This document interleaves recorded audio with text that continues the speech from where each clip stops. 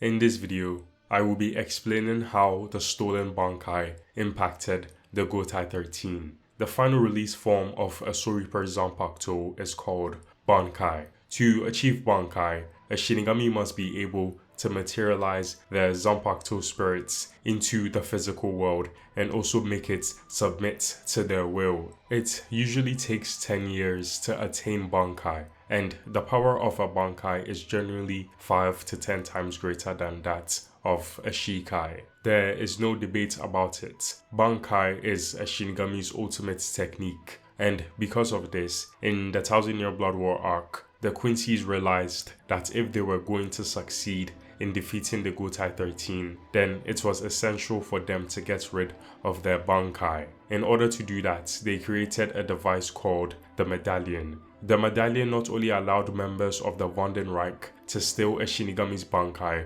but it also enabled them to use it as their own.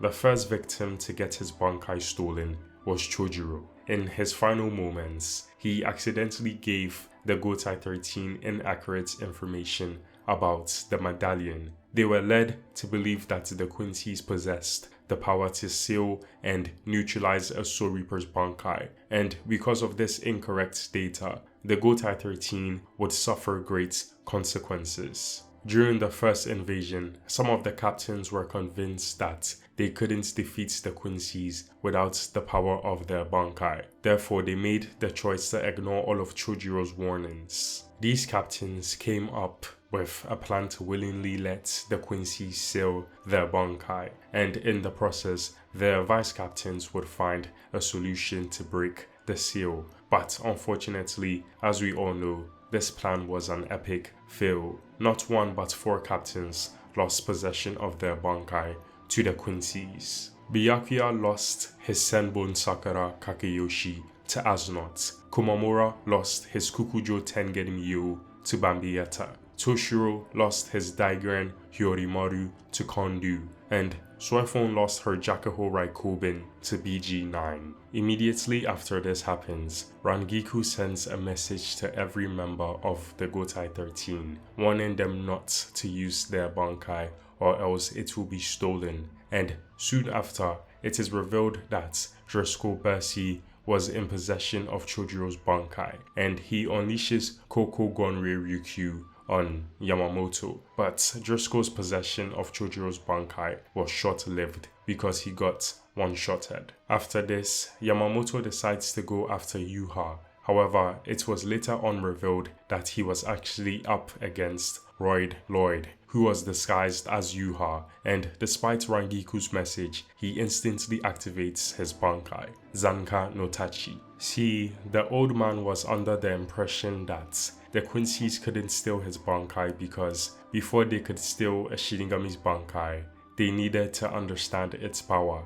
And because he hadn't revealed the true power of his Bankai for 1,000 years, it was impossible for them to steal it. However, the real Yuha arrives on the scene, and he explains that Yamamoto's theory was incorrect. It wasn't that the Quincy's couldn't steal his Bankai, but rather Yuha was the only one who could control its power, and he was telling the truth because he actually ends up stealing it with ease.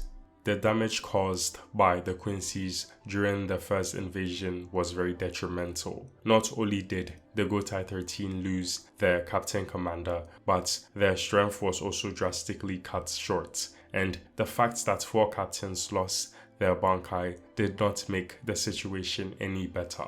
After suffering the ultimate humiliation of losing their Bankai, the 4 captains didn't give up. They kept their heads up and decided to do their own individual training, and this training would later play a pivotal role in the second invasion of the Quincy's. The child prodigy Toshiro swallows his pride and goes back to the basics. He was up against Basbi, and he had to rely on his vice captain for help.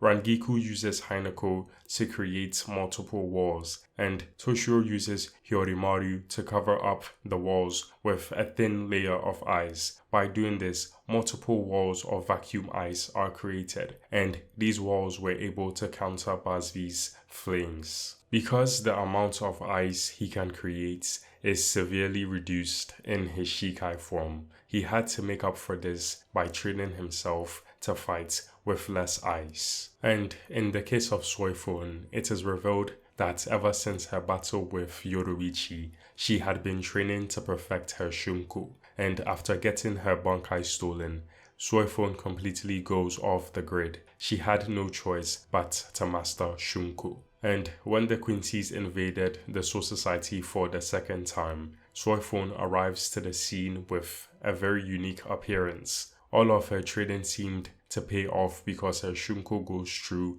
a massive transformation. She discovered a way to wrap her body with a vortex of spiritual pressure that is transformed into wind, and she gives it the name Mukyu Shumpo. In English, it translates to infinite Shunko. Despite both of Toshiro and Soifon's hard work and dedication, they still weren't able to defeat their opponents with the techniques they learned from their training. They were on the brink of being killed by their own Bankais, but fortunately for them, Kisuke Urahara came up with a plan to rescue them. See, an Arrancar's resurrection is similar to the Bankai of a Soul Reaper, and because of this, Urahara started to hypothesize that if the Bankai of a Soul Reaper can be stolen, then so can an Arrancar's resurrection. And when the Quincy's invaded Wikobundo, they captured all of the Arrancars they could find,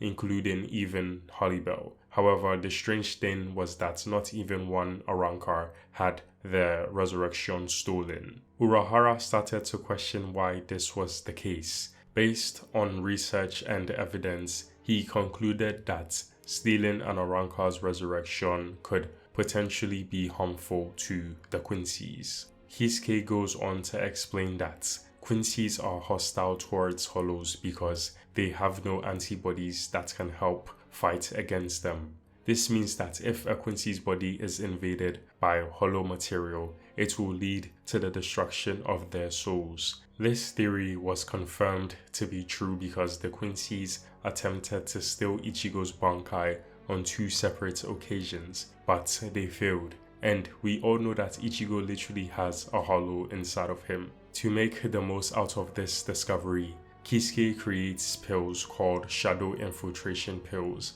and he sends it to every member of the Gotei 13. The pills only responded to those who had Bankai. He orders them to touch it, and after they make contact with the pills, it permeated all the way inside their souls. These pills were produced with a bit of hollow power, therefore enabling the Shinigami to hollowify their Bankai for a brief moment, which meant that Bankai became poisonous to the Quincy's. Due to this, the captains who lost their Bankai got it returned back to them, and therefore they were able to defeat their opponents. All of the other captains had other abilities to tend to, but Sajin, on the other hand, had absolutely nothing but the power of his Shikai to rely on. Because of this, he decided to return back home, and it is then revealed that Sajin is actually a werewolf from the Beast Realm. To obtain a brief power-up,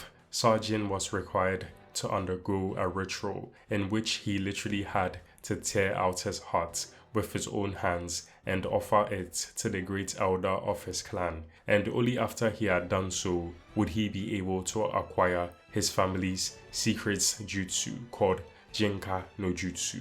Once the ritual was complete, Sajin returned to his original form as a werewolf, and he also gained enormous power. His Bankai went through a few altercations as well. He doesn't gain any new abilities, however. His Bankai is renamed Kukujo Tengen Myo Dongai Joei.